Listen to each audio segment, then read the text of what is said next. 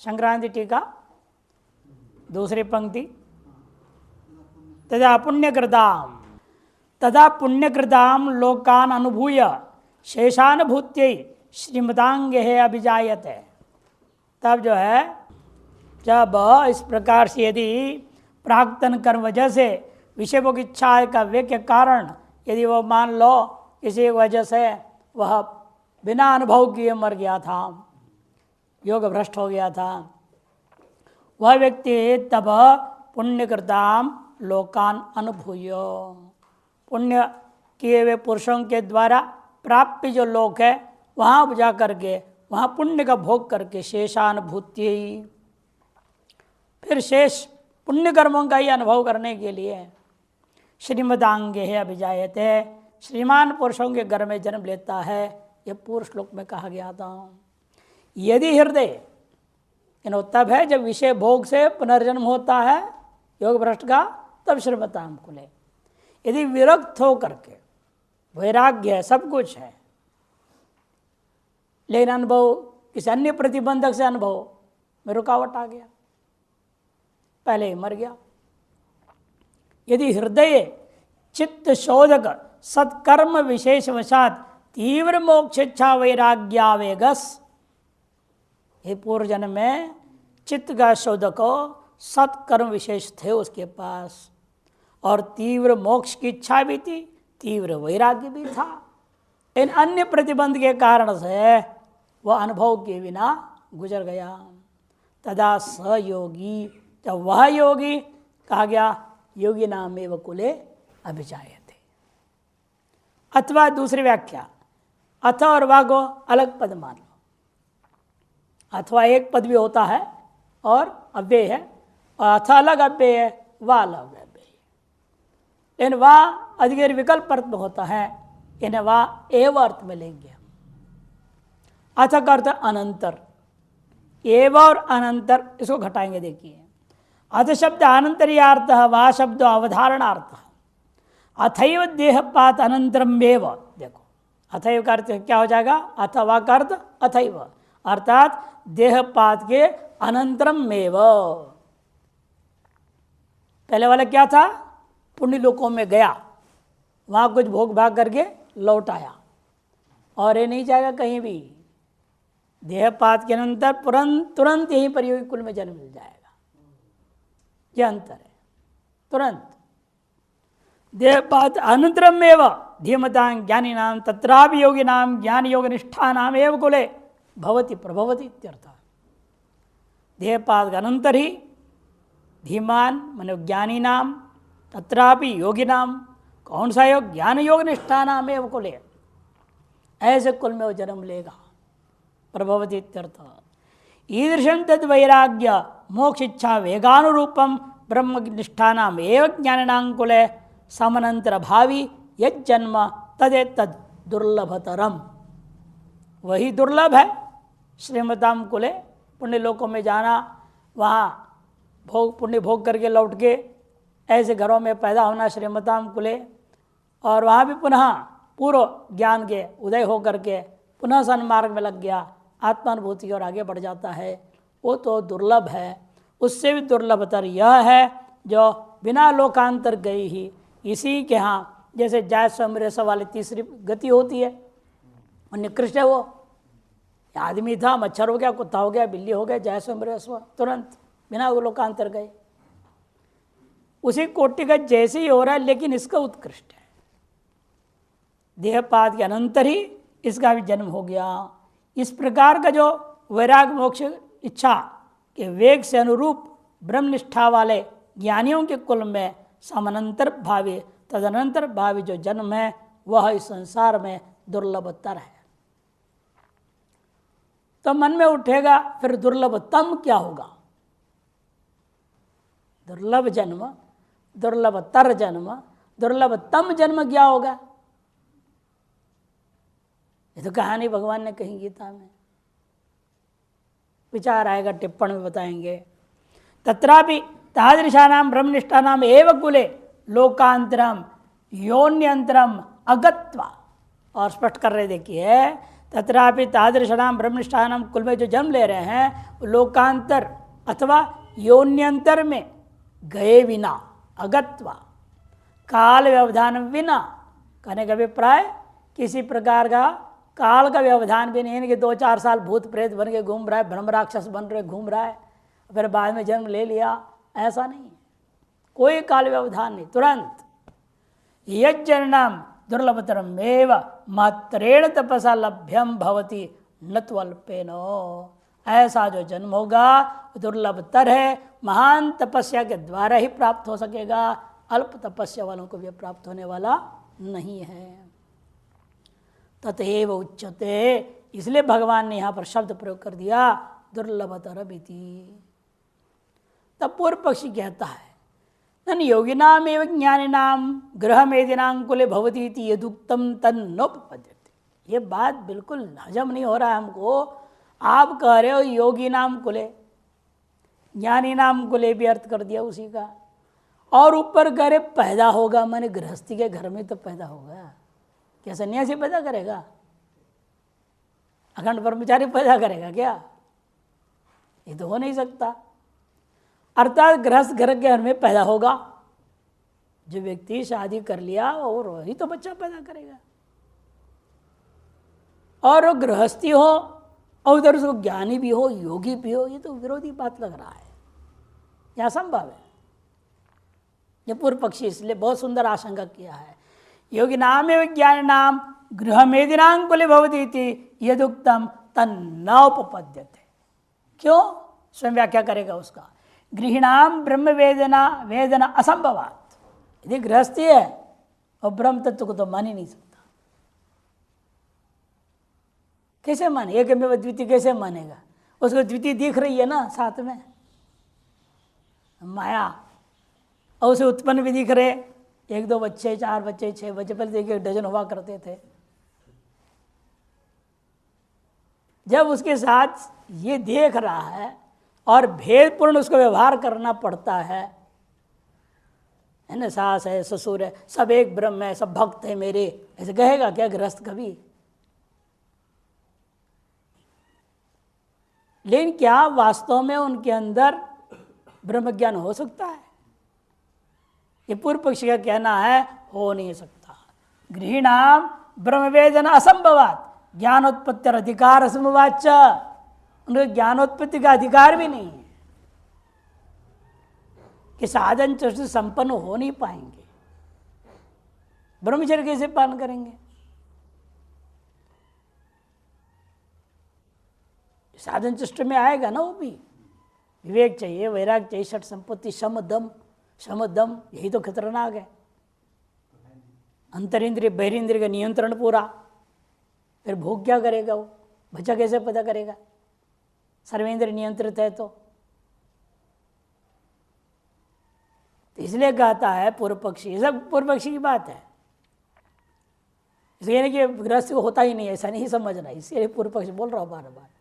ज्ञानोत्पत्ति और अधिकार संभवाच्छ शम दम वैराग्य संन्यास आदि अंतरंग साधन शून्यानाम बहिर्मुखाणाम तेषाम शरणादि ज्ञानम अप्रोक्षम न संभवति विना यतिम तत्रापि परमहंसान। शम दम वैराग्य संस्कार आदि जो अंतरंग साधन है उनसे रहित है वो गृहस्थ, बहिर्मुख है वो, उन लोगों को श्रवणादि के द्वारा ज्ञान अप्रोक्ष हो जाए ये तो कल्पना ही नहीं कर सकते, बिना यति हुए और उनमें भी बिना परमहंस हुए तो असंभव है। तदुक्तम, ये कहा भी है, ब्रह्मात्म एकत्व विज्ञानम वेदांत श्रवणादिना जायते परहंसस्य यथेर्मुख्याधिकारिणः नाश्रमांतरनिष्ठस्य इति। जब स्पष्ट कह दिया है ब्रह्मात्मैकत्व विज्ञान जो है वेदांत श्रवण आदि के द्वारा परमहंस को ही, जो यति है वही मुख्य अधिकारी है, उसी में ही हो सकता है, आश्रमांतर में निष्ठा रखने वालों को नहीं हो सकता है। ततः तेषां ज्ञानाभावे कुतो योगनिष्ठा, जब उन्हें ज्ञान ही नहीं हो सकता है परोक्ष अपरोक्ष, तो योग निष्ठा कैसे होगी ज्ञान योग में?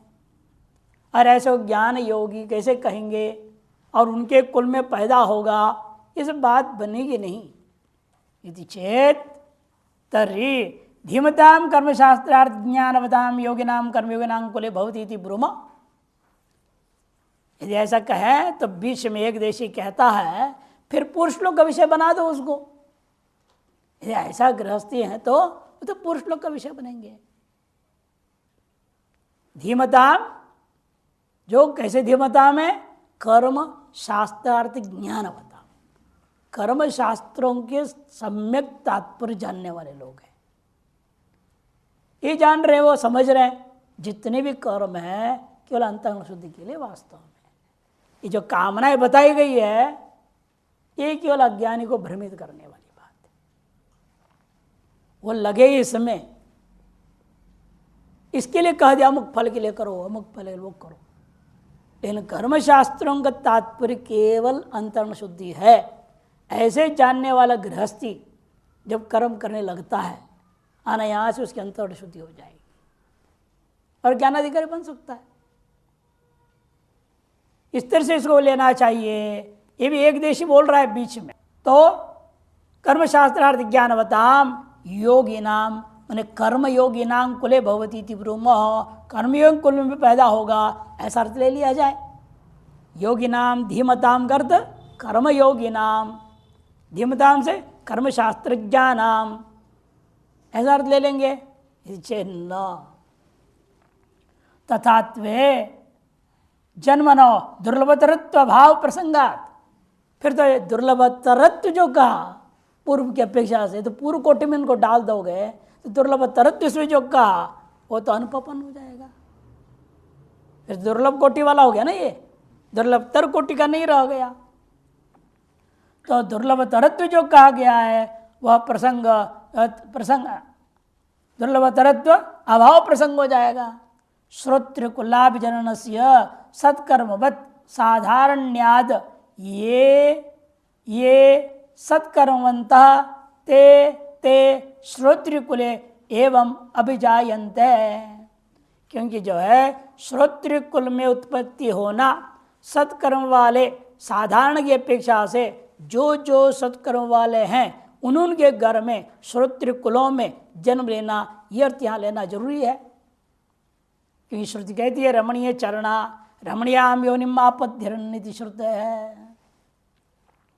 तो जन्मनो दुर्वतरत्वनुपत्ति प्रसूतार्थपत्या गृहीणाम अपि केशांचिद ईश्वर प्रसादवताम शुद्धात्मना ज्ञानम ज्ञान योगित्वंच अभ्युपगंतव्यम, ये सिद्धांति बोलते हैं। इसीलिए परस्पर समन्वय ठीक बिठाने के लिए आपको मानना पड़ेगा एतादृश दुर्लभतरत्व जन्म का अनुपपत्ति रूपी अर्थापत्ति प्रमाण के आधार पर यह आपको स्वीकार करना पड़ता है। ऐसे भी गृहस्थी इस दुनिया में हो सकते हैं। ठीक है, करोड़ों में एक होगा, अरबों में एक होगा, मानना तो पड़ेगा का। तो जिसके घर में गृहीणाम अपि केशांचित ईश्वर प्रसादवता, जो ईश्वर की असीम कृपा के वजह से शुद्धात्मना ज्ञान ज्ञान योगित्वंच अभिगंतम, शुद्ध अंतःकरण वाले और उनके अंदर ज्ञान और उनको ज्ञान योगी, यह स्वीकार करना होगा। अन्यथा वशिष्ठ अगस्त्यादीनाम जनक अशोपत्यादीनांच प्राचाम आधुनिकानांच वाचस्पति खंडनकारादीनाम अनात्मज्ञत्व प्रसंगात। यदि नहीं मानोगे वशिष्ठ अगस्त्यादि महर्षि भी अज्ञानी हो गए, ये कहना पड़ेगा। अभी तो गृहस्थियों में घर में ही तो पैदा हुए थे। और राज ऋषियों में देखिए ब्रह्म ऋषि हो गए, राज ऋषियों में देखिए जनक अशुपति कैकेयी आदियों की कहानियां आते हैं। गृहस्थ आश्रम में थे, ब्रह्मज्ञानी थे। इतना ही नहीं, आधुनिकों में भी देख लीजिएगा, वाचस्पति मिश्र हुए, विवाह था, सब कुछ था, उनकी भी खुद की विवाह हो गई। माँ बाप को तो हुआ ही, तो पैदा हुआ है वो, लेकिन खुद के विवाह होने पर 19 साल तक उन्हें पता ही नहीं था मेरी विवाह भी हो गई है। पत्नी भी आ गई है घर, उन्हें पता ही नहीं। 19 साल बीत गए। इतने वह शास्त्रों में डूबे हुए थे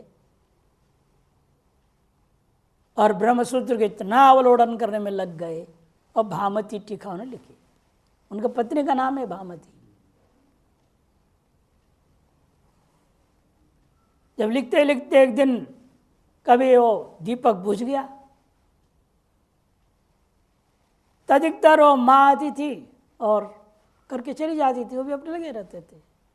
वो ग्रंथ की समाप्ति की दौर थी, अंतिम पन्ने लिख रहे थे। तो उन्होंने देखा ये आवाज़ कुछ हमारी माँ के जैसे नहीं लग रही है। मैंने तेरे कितने बार हुआ, तब कभी उस पर ध्यान ही नहीं गया। अब आवाज़ सुन करके पायल की और उन्हें देखा कौन है। आप पूछे उसका, आप कौन है? वो कहे मैं आपकी धर्मपत्नी और अर्धांगिनी हूँ। हमारी शादी भी हो गई। कब हुई? तो 19 साल हो गया। मैं आपकी सेवा में तब से लगी हूँ, आपके कार्य में बाधा नहीं डालती। लेकिन आपने कभी ध्यान ही नहीं दिया कौन कर रहा है सेवा, माँ नहीं कर रही आपकी। लेकिन आज आपका ध्यान गया, मेरा भाग्य है, अच्छी बात है। फिर हो गई अंदर, माँ से कही कि सासू माँ से ऐसे ऐसे हो गया। अच्छा, बहिर्मुख हो गया। तो फिर भाई बोले कि माँ क्षमा करना, अब तो कुछ संबंध नहीं करूँगा, लेकिन इसका नाम अमर करना है। मैं आप आदेश दो, टीका नाम इसके नाम से कर देता हूँ। तो ऐसे भी तो हुए हैं, वो भी किसी घर में पैदा हुए, वाच मिश्र हुआ। और आपके ये खंडन ग्रंथाधिकार भरते जो क्या उनका नाम था, श्री हर्ष मिश्र, वो भी तो ऐसे हुए महान। नैषी चरित्र लिखा, ऐसा मंत्र सिद्ध हुआ जो बोलते तो किसको समझ में नहीं आता, कौन सी संस्कृत बोल रहे, किस युग का बोल रहे संस्कृत है, कोई नहीं समझता था। चिंतामणि मंत्र की सिद्धि हो गई। उनकी विलक्षण कहानी। उनके पिताजी शास्त्रार्थ करने गए थे कश्मीर से बनारस, हार गए, दुखी हो गए, कश्मीर लौटे।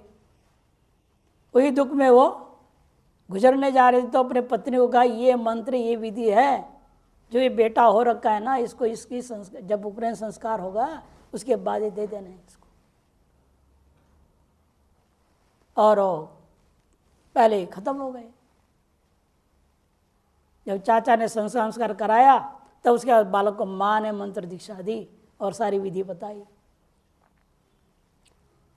और 3 अनुष्ठान के अंदर उनको जो है इतना दिमाग ज्ञान हो गया, और किसी को बोलते तो कोई समझता ही नहीं था क्या बोल रहे हैं। तो इन्होंने माँ सरस्वती प्रार्थना की, ऐसे कैसे काम चलेगा, मैं जो बोलता हूँ कोई समझता ही नहीं। फिर सरस्वती ने आकर जवाब दिया, ऐसा करो तुम माघ महीने में गंगा जी में खड़ा हो ना, दही खा करके, तेरी बुद्धि थोड़ी कुंठित हो जाएगी। वो कुंठित बुद्धि से जो लिखा है वो आज के लोगों को समझ में नहीं आ रहा है। वो भी महान योगी के घर में, ज्ञानी के घर में तो पैदा हुए थे। वैसे दृष्टांत ले लिया, इसलिए वाचस्पति खंडनकार आदि नाम अनात्मज्ञत्व प्रसंगा, फिर वो सबका अनात्मज्ञ कहना पड़ जाएगा। तर्हि इसलिए अथातिथि सूत्रस्थ अधशब्द सूचित श्रवण साधन वैधुर्ये अपि श्रवणादिन ज्ञान सिद्धौ अधशब्द से अनर्थक्यम स्यात्। यदि पूर्व पक्षी कहेगा अथा तो ब्रह्म जिज्ञासा में जो अथ शब्द प्रयोग किया, सूत्रस्व जो शब्द है अथ शब्द, उसे सूचित क्या था, श्रवणादि साधनों के द्वारा ही ज्ञान प्राप्त करना। और उसके बिना बिन गृहस्थों को यदि ज्ञान होने लग जाए वो तो विरोध हो गया। फिर सूत्र में अथा बोलना,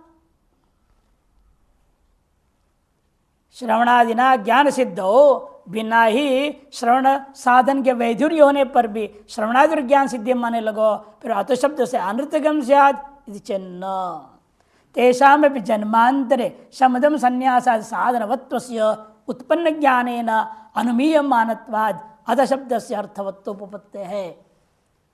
तो उनको मानना पड़ेगा। आज जो गृहस्थ आश्रम में भले ही चले गए हैं, लेकिन किसी कर्म की वजह से पिछले जन्मों में वो रहे होंगे बड़े विवेकी ज्ञानी सन्यासी। इनको ऐसे संस्कार जग गया अंत मरने से पहले और ज्ञानानुभूति से पहले, जिब्र मैकेतन से पहले विवाह के संस्कार जग गए और मर गए। वो आगे विवाह कर लेते हैं तो उनको भले ही समय साधन संपन्न श्रवणादि किए बिना भी उनको ज्ञान हो रहा है, तो अनुमान करना पड़ेगा पूर्व जन्म में उन्होंने सब किया हुआ है। यदि ज्ञान हो रहा हो, ज्ञान में निष्ठा बन रही हो तो, नहीं तो नहीं। इसलिए कहते देखो, तो तेषा भी जन्मांतरे शम दम संन्यासादि साधनवत्वस्य उत्पन्न ज्ञानेन, वर्तमान में उत्पन्न ज्ञान के द्वारा अनुमीयमानत्वात् अनुमान किया जा सकता है। अतएव अत शब्द अर्थवत्व सिद्ध हो जाता है। न च शमदमाय संन्यास उत्तम साधनवत् श्रवणादिजन्य ज्ञानेन तेषां तत्रैव मुक्ति सिद्धौ पुनर्जन्य कथा कुत इतना वाच्यम। तो पूर्व पक्ष शंका करता है, यदि शम दम संन्यास आदि उत्तम साधन वाले थे, उत्तम साधनवत् श्रवणादि जन ज्ञानेन, श्रवणादि जन ज्ञान के द्वारा उनको पूर्व जन्म में मोक्ष क्यों नहीं हुआ? तेषां तत्रैव मैंने पूर्व जन्म नहीं है वह मोक्ष संभवात, जन्मांतर में उनका पुनर्जन्म होना, ये कथा आप कैसे कह सकते हो? इतने वाच्यम तादृक् साधन संपत्तोपि तेषां प्रतिबंधवशात् सम्यक ज्ञान अनुपपत्तौ मोक्ष संभवात् जन्मांतरित निवृत्त्या सम्यक ज्ञानम योगनिष्ठा च परमोपशांतिरपि संभवते। तार साधन संपन्न होने पर भी प्रतिबंध विशेष आ गया, क्या करें? प्रतिबंध वशात सम्यक ज्ञान उत्पत्ति के पूर्व में ही वो शरीर छूट गया। मोक्ष असंभवात, मोक्ष संभव नहीं था, इसे जन्मांतर में वो प्रतिबंध निवृत्त हो गया। तन निवृत्तिया सम्यक ज्ञानम और योग निष्ठा च दोनों ही परम शांति प्राप्ति के प्रति हो सकता है। क्रमात् तस्यापि जायते इति स्मृतिकार ने कहा भी है, क्रम से वो भी हो जाएगा। इसे भगवान ने आगे कहा ना, अनेक जन्म संसिद्ध। जैसे अंतिम जन्म के पूर्व जन्म में दोनों में कोई अंतर खास नहीं होता है, छोटा सा कोई प्रतिबंध रहता है जिसके उसर को जन्म लेना पड़ा। इन प्रतिबंध खत्म होते ही वो मुक्त हो जाएंगे। इस बीच में विवाह भी कर लिया मान लो, वही प्रतिबंध था, इसे विवाह करना पड़ा, संतान उत्पन्न हो गया। ऐसे संतान को कर ले यहां दुर्लभतरम जन्म। क्रमात् तस्यापि जायते इति, क्रमात् तस्यापि जायते इति स्मृति वाक्य शेषात् क्रमाद् आश्रम क्रमाद् जन्म क्रमाद् वा चित्त परिपाक क्रमाद् वा तस्यापि आश्रमांतर्वतोपि ज्ञानम जायते इत्यर्थः। इसलिए क्रमाद् की व्याख्या कर रहे हैं। क्रमाद् का अर्थ क्या है? क्रमाद् माने आश्रम क्रमात्। फिर जन्म गृहस्थ आश्रम में थे, फिर यहाँ उत्कृष्ट गृहस्थ आश्रम में आ गए, फिर संन्यास आश्रम में जाएंगे, वानप्रस्थ होकर संन्यास, है ना, गृही भूत्वा वनी भूत्वा परिव्रजेत, क्रम है ना, क्रमिक, वो भी हो सकता है। अथवा चित्त परिपाकाद्वा, चित्त की परिपक्वता के कारण से भी हो सकता है। जन्म क्रमाद्वा आश्रम क्रम या जन्म क्रम या चित्त के ही शुद्धि के परिपाक के क्रम की वजह से। आश्रमांतर्वतोपि, संन्यास आश्रम से भिन्न आश्रम, गृहस्थ आश्रम, वानप्रस्थ आश्रम, ब्रह्मचर्य आश्रम में रहते हुए भी ज्ञानम जायते, ज्ञान उत्पन्न हो सकता है इत्यर्थ। तर्हि तेषां वित्थान प्रसंगा इति न च वाच्यम्। फिर कहे पूर्व पक्षी कह सकता है फिर भी वहां पुनरुत्थान व्युत्थान हो जाए, तो नहीं, ऐसा नहीं हो सकता। विषयानुभावक कर्मणा व्युत्थान निरोध संभवात निरंतर ब्रह्मनिष्ठानाम नित्य आनंद अमृत रसपायिनाम तेषाम संन्यास साध्य भावाच्च। विषय को अनुभव कराने वाले कर्मों की वजह से व्युत्थान और निरोध संभव था। अब वह निरंतर ब्रह्मनिष्ठा के द्वारा नित्य आनंद अमृत रस को पीते हुए उन लोगों के अंदर संन्यास साध्य अभावाच्च, संन्यास क्या साध्य नहीं है। तर्हि विषयानुभूतेर ब्रह्मानुभूतेश्च परस्पर विरोधाद एकाधिकारत्व अनुपत्ति। इसे विषयानुभूति और ब्रह्मानुभूति परस्पर विरोध होने के नाते एक अधिकरण में नहीं हो सकता। एकाधिकरणत्व अनुपत्तिर इत्यपि न वाच्यम, ये भी नहीं कहना।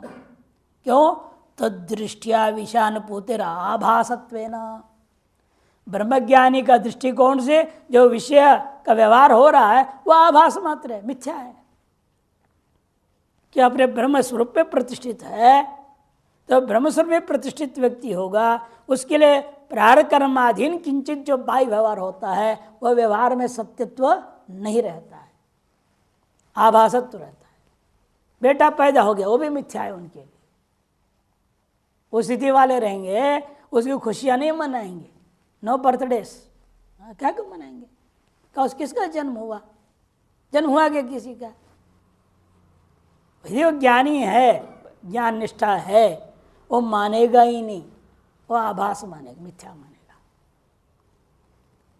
और लोगों की दबाव आते अज्ञानी होगा, अरे आपके यहाँ घर में बेटा हुआ, जन्मदिवस मनाओ, कहता हाँ मनाइए, आप लोग मनाइए, वो भी उनके लिए मिथ्या हो जाएगी। लेकिन खुद के अंदर कोई संकल्प विकल्प प्रेरणापूर्वक प्रवृत्ति नहीं हो सकती। इसे तदृष्टिया विषयानुभूतिर आभासत्वेन स्वप्नार्थवत, स्वप्न के पदार्थ के समान मिथ्यात्वपत्ति है, मिथ्यात्व होती है। तर्हि व्यवहार लो प्रसंग, तो पूर्व पक्षी फिर कहेगा फिर तो व्यवहार ही नहीं कर पाएगा वो। व्यवहार लो प्रसिद्धि चेत न क्वचित क्रियते क्वचित न क्रियते, तेन तेषाम सर्वमिथ्यात्व दर्शनाम प्रत्यवायादि अनर्थ अभावात्। कभी कुछ करेगा, कभी कुछ नहीं भी करेगा। वो कोई नियम से बंधा हुआ है नहीं, कोई विधि उस पर लागू नहीं हो सकता। विधि निषेध से परे हो गया, ब्रह्म तत्व में पहुंच गया। क्वचित क्रियते क्वचित न क्रियते, उनसे तेना तेषाम सर्वमिथ्यात्व दर्शनाम, उन सर्वमिथ्या दर्शनों को प्रत्यवादी कोई भी दोष अनर्थ नहीं होता।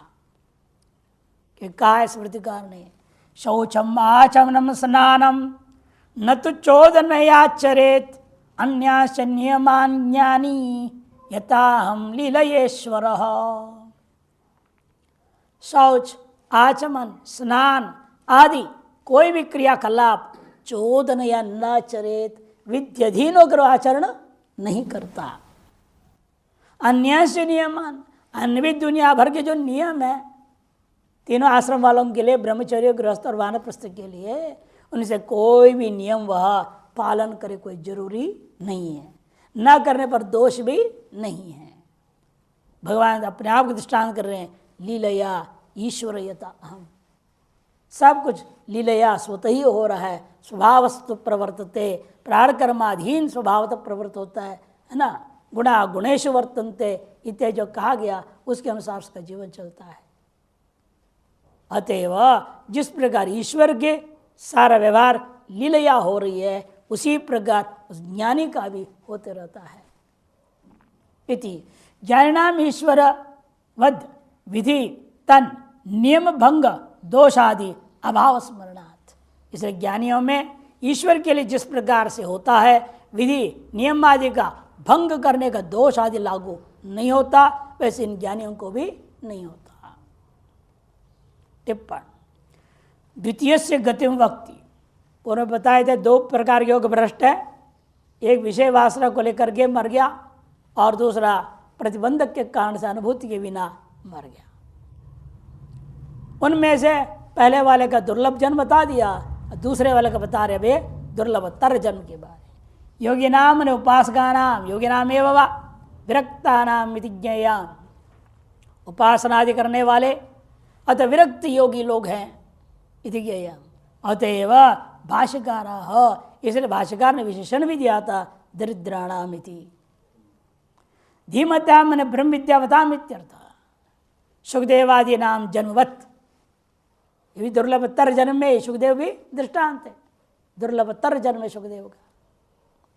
अतएव अस्मिन् श्लोके योगिनाम इत्यनेन कर्मणाम न ग्रहणाम, इसे योगिनाम शब्द से यहाँ कर्मणाम नहीं लिया जाता है, किंतु ज्ञानी नाम ज्ञान निष्ठा नाम लिया गया। यदि श्रीमतांगे जन्म दुर्लभम योगिनांच के जन्म दुर्लभतरम तर्हि दुर्लभतमम जन्म कीदृक्। यदि आपने जो कहा श्रीमताम गेह में जन्म दुर्लभ है और योगियों के गेह में जन्म दुर्लभतर है, फिर दुर्लभतम जन्म जो वो किस प्रकार का होता है? यह जन्म गर्म एवं आत्म साक्षात्कार अनुभूतम भवति। कहते जो आत्म साक्षात्कार अनुकूलम भवति, घर में रहते वक्त ही आत्म साक्षात्कार के अनुकूल हो जाए, वो दुर्लभतम जन्म है। घर से बाहर आने के बाद किंचित श्रवणादि करेगा तब होगा, गुरु कृपा से, गुरु से सुनने के बाद नहीं, घर में रहते हुए हो जाए, वो दुर्लभतम जन्म। और उसके लिए तो माँ के ऊपर सब निर्भर है ना। यदि गर्भिणी अवस्था में माँ जो है पहले ही दिन से या उसे पहले से ही अपने शरीर का खून के बूंद बूंद में वेदांत को ढाल दे, तब उसमें जो जन्म में लाएगा आएगा गर्भ में ही वो ब्रह्मज्ञानी होगा। है तो असंभव, कठिन ही है, असंभव भी कहा जा सकता है। मदालसा का भी संतान जन्म के बाद संतान को बाद में दिया उपदेश, पहले नहीं। गर्भस्थ अवस्था में उनको उपदेश नहीं हुआ था, प्राप्ति नहीं हुआ। गर्भस्थ अवस्था में उपदेश वाले हैं, ऐसे नहीं कि नहीं है। नारद जी जाके उपदेश दिए ना गर्भ में, प्रहलाद को मिला है गर्भ में उपदेश, ध्रुव को मिला है गर्भ में उपदेश, ऐसा वर्णन आए हुए हैं पुराणों में। तो स्वतः ही ऐसी स्त्री हो और गर्भिणी अवस्था में बीज भी उससे उत्कृष्ट होना चाहिए। बीज शैतान का हो तो क्या फायदा, खेती बढ़िया है इन बीज घटिया है तो काम चलेगा नहीं। पहले पति भी ऐसे वेदांत निष्ठ हो, पत्नी भी वेदांत निष्ठ है, और गारस्थ्य धर्म को निभाते हुए यदि पुत्र जन्म हो रहा है, वह निश्चित ब्रह्मज्ञानी ही जन्म लेगा, वहां उस गर्भ में आएगा।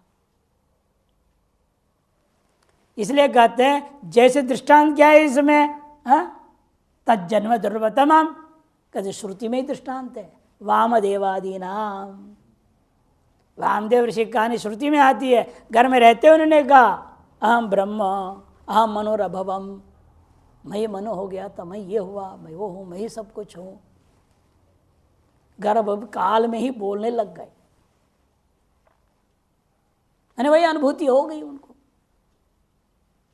उतना ही प्रतिबंध था, गर्भ में 2-4 महीना रहना, वास गर्भवास जो है 2-4 महीने का, यही प्रतिबंध था मोक्ष में। और उतना प्रतिबंध दूर होते ही उतने समय के बाद घर में रहते वक्त उनको अनुभूति हो गई। ये दुर्लभतम जन्म है। इसलिए कहते हैं कि ये इस तरह वामदेवादि नाम जन्म दृष्टांत हुआ। यस्मादिति, अगले सूत्र के भाष्य की अवतरणिका इतना ही कह रहे हैं, यस्मात्, जिसलिए। ऐसे कैसे हो जाएगा उनको? श्रीमताम कुले जन्म लेने के बाद, योगिनाम कुले जन्म लेने के बाद उनको ज्ञान होकर मोक्ष हो जाएगा। आपने कहा ये कैसे? क्योंकि आपकी ऐसी विचित्र माया है, अंदर में रहने वाला सारा ज्ञान बाहर निकलते निकलते भूल जाता है। आपने खुद ही कहा है गर्भोपनिषद में कि मैं अंदर में हर एक जीव क्या करता है, बहुत कसम खाता है अंदर में कि मैं बाहर आते ही वेदांत सुनूंगा, जंगल चले जाऊंगा, एकांतवास में रहूंगा, हिमालय गुफा में चले जाऊंगा, पता नहीं क्या क्या कसम खा लेता है। लेकिन बाहर आते रोने लगता है, भूल जाता है सारा। ऐसी विचित्र वायु है वह माया, सब कुछ भुला देता है। फिर कैसे उसको दोबारा ज्ञान होगा, कैसे ज्ञान मार्ग में आगे बढ़ेगा, मोक्ष कैसे होगा? फिर दोबारा आयुण निकलते रहेगा तो बेचारा हर जन्म में आयुण करते करते मर जाएगा। कहते नहीं, मैं उसको बुद्धि योग देता हूं, तत्रतम बुद्धि योगम इत्यादि भगवान कहेंगे। तो झटिति पढ़ लेता है, इसको 20-20 साल में भी कुछ नहीं हाथ लग रहा है, कि 5-6 साल में सब पढ़ लेते हैं। दोनों प्रकार लोगों को देख नहीं रहे हैं कैसे हो रहा है ये, पिछले जन्मों के संस्कार की वजह से।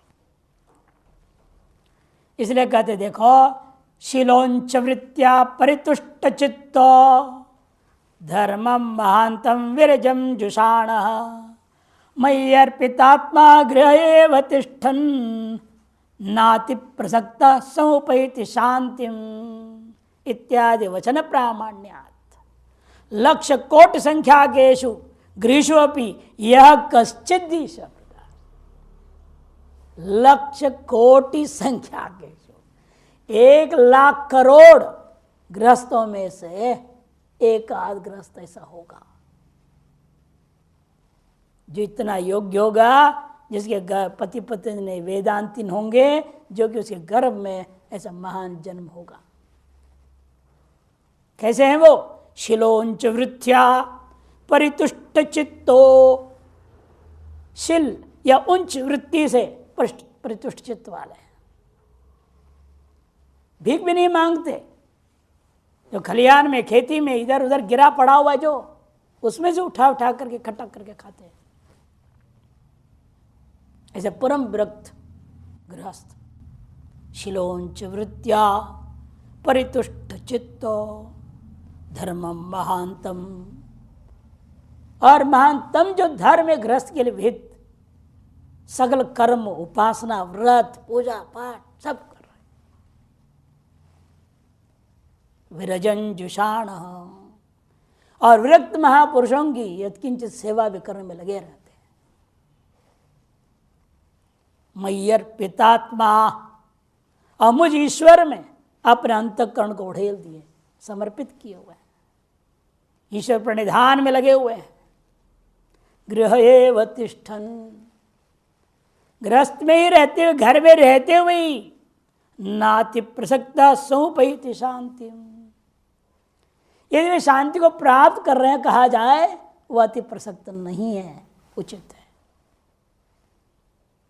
इत्यादि वचन प्रामाण्यात्, इत्यादि वचन प्रमाण से मालूम होता है लक्ष्य कोटि संख्याकेषु गृहेषु अपि यह कश्चित् ईश्वर प्रसाद पात्रीभूतो गृहस्थो ज्ञानी ज्ञान योगी च संभवति।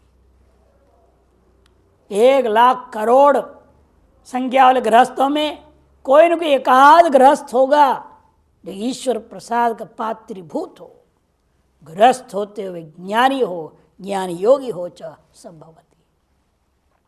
यतः जिसलिए संभव है, ततः ज्ञानी नाम एव योगी नाम गृहीणां गृहे, ऐसे ज्ञानी योगी गृहस्थ के घर में योग भ्रष्ट से अशुभ आशु योग सिद्धिया, योग भ्रष्ट का शीघ्र ही जन्म का सिद्धि होने पर वह योग की भी सिद्धि हो जाएगी। जन्म अंगी कर्तव्यम, ऐसा जन्म हमें स्वीकार करना ही होगा। इमम एवार्थम स्पष्टितुम आह, इसे बात को स्पष्ट करने के लिए अगला श्लोक आरंभ होता है।